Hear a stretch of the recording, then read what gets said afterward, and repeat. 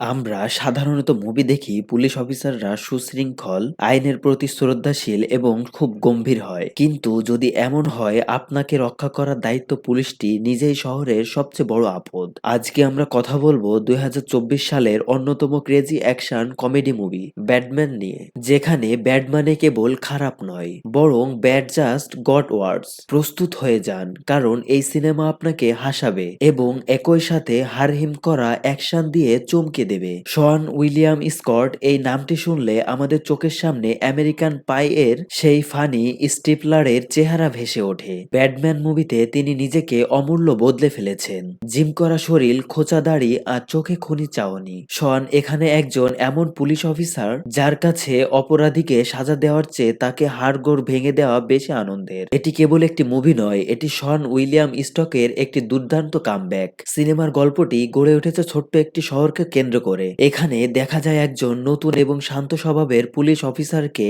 Johnny Simmons, যাকে জুটি করে দেওয়া হয় শহরের সবচেয়ে বকাটে অফিসার শন উইলিয়াম স্টকের সাথে। একজন বইয়ের আইন মেনে চলতে চায়, আর অন্যজন মনে করে আইন মানে হলো সেটাকে দুমড়ে মুচড়ে নিজের মতো ব্যবহার করা। এই দুটি বিপরীত চরিত্রের কেমিস্ট্রি হলো এই সিনেমার প্রাণ। জনি সিমন্স একজন স্ট্রিট ম্যান হিসেবে নিজেকে অসম্ভবভাবে ফুটিয়ে তুলেছেন। সিনেমার ট্যাগলাইন বলছে ব্যাড জাস্ট গট ওয়ার্স। এর মানে কি? এর মানে হলো দুটি পুলিশ অফিসার যখন কোনো ছোট অপরাধ সাধন করতে যায়, তখন তাদের বোকামি আর খ্যাপামির কারণে পরিস্থিতি ভয়াবহ আকার ধারণ করে। মুভিটি ডার্ক কমেডিতে ভরপুর, যা আপনাকে অস্বস্তি দেবে না, বরং হাসাবে। এটি দেখায় যে অনেক সময় ভালো করতে গিয়ে আমরা কতটা বিশৃঙ্খলা তৈরি করতে পারি। ব্যাটম্যান কেবল একটি হাসির সিনেমা নয়, এতে রয়েছে র অ্যাকশন। মুভিটিতে গান ফাইট এবং হ্যান্ড টু হ্যান্ড কামব্যাকগুলো বেশ চমৎকারভাবে কোরিওগ্রাফ করা হয়েছে। পাশাপাশি রব রিগল এবং লোভিপোর মতো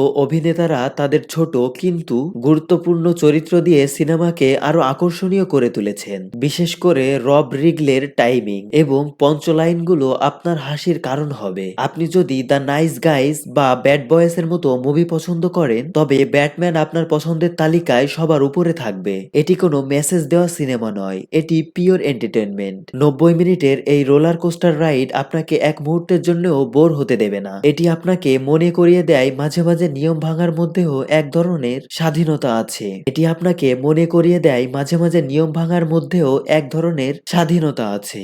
তো আপনি কি তৈরি শন উইলিয়াম স্টকের এই নতুন অবতার দেখতে? ব্যাটম্যান নিয়ে আপনার প্রত্যাশা কি? কমেন্ট বক্সে জানাতে ভুলবেন না। ভিডিওটি ভালো লাগলে একটি লাইক দিন এবং চ্যানেলে নতুন হলে সাবস্ক্রাইব করে আমাদের সাথেই থাকুন। দেখা হবে পরবর্তী কোনো ভিডিওতে। ততক্ষণে ভালো থাকুন এবং সিনেমাটি দেখুন। ধন্যবাদ।